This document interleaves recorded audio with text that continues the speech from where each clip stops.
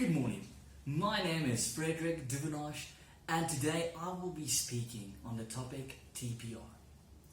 Teaching English should be enjoyable, interesting, repetitive and understandable. In doing so, there should be appropriate methods for teaching English to them. One of the alternative methods that can be applied in the classroom is the so-called total physical response, TPR for short. This method tries to introduce some language, skills or components in an action form, in which the teacher serves three roles: an order taker, a model provider, and an action monitor, in which students serve as models and action performers until they feel comfortable and ready to speak out. TPR is a combination of movement and language in order to enhance language acquisition. A very important thing to emphasize is the R. The R stands for response. We don't only want our teachers to practice TPR movements and techniques, but we also want our students to give us a response when we give them certain instructions or certain actions to do with the target language. So, when we talk about TPR, we have two types of TPR. We have instructional TPR and educational or content TPR. So, what is instructional TPR?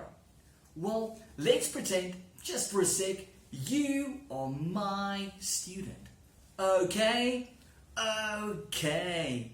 So, students, please stand up. Sit down. Stand up.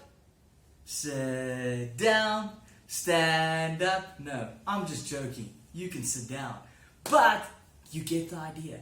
I gave an instruction and you followed it. So let's do a more complicated one. Let's assume that we are introducing a new word. A book. A book. Right. We want to drill our students and we want them to speak a new word. A book. A book. If it doesn't work the first time around, just be consistent, as consistency is key. You can also incorporate a phrase when giving instructions. I say, you say. I say, you say. Sometimes instead of pointing, I like to use this move as well. And do not forget, your eyes as well as your whole face can speak. When we ask a question, what do you see in the picture? This is a good way to ask a question. But sentences can sometimes be very challenging. So let's assume we want our students to answer a question. You might get something like this. What do you see? And then they just might say, an apple. When in truth, we want our students to make full, complete sentences. So a good way to instruct them would be this way.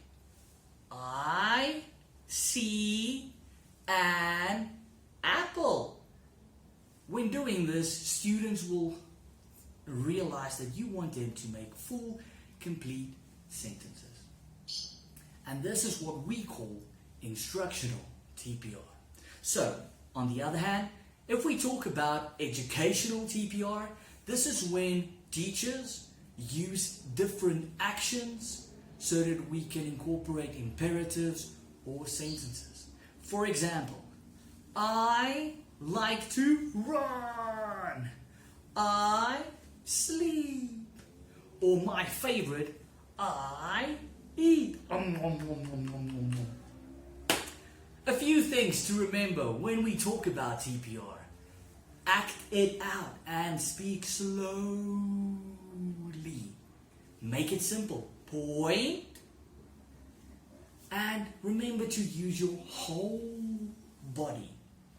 For the end, to understand TPR and the importance of it, let's put ourselves in the student's shoes. Môre, my naam is Fred. Ek is baie bly om jou te sien.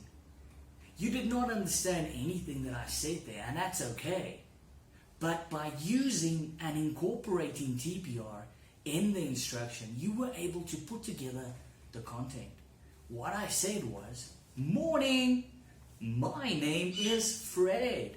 I am very happy to see you.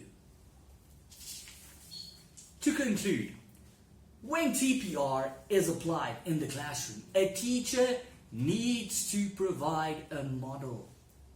This model has 3 vital features: grasping the spoken language, must come prior to speaking.